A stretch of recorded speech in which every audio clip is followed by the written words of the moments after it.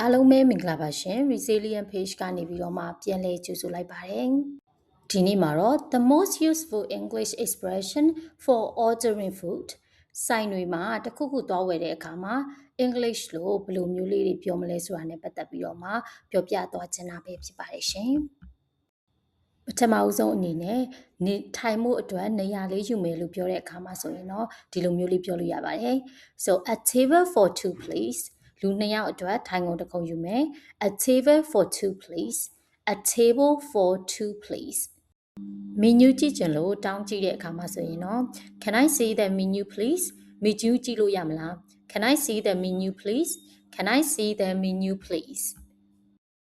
ကိုကတကယ်လို့ဘာစားရမှမသိဘူးအဲ့ဒီအတွက်ဒီဆိုင်မှာနာမည်ကြီးတဲ့အစားအစာကဘာလဲလို့မေးချင်နေဆိုရင်တော့ what is your most popular dish what is your most popular dish ဒီမှာနာမည်အကြီးဆုံးကဘယ်အစားအစာလဲ what is your most popular dish ကိုကဆုံးဖြတ်ပြီးသွားပြီမှာတော့မယ်ဆိုရင်တော့ can I get the fried rice ထမင်းကြော်ရနိုင်မလားဒါမှမဟုတ်လို့ရှိရင်ကိုမှာခြင်းတဲ့အကြောင်းအရာကိုဒီမှာထည့်ပြီးတော့မှပြောလို့ရပါတယ် can I get the fried rice can I get the fried rice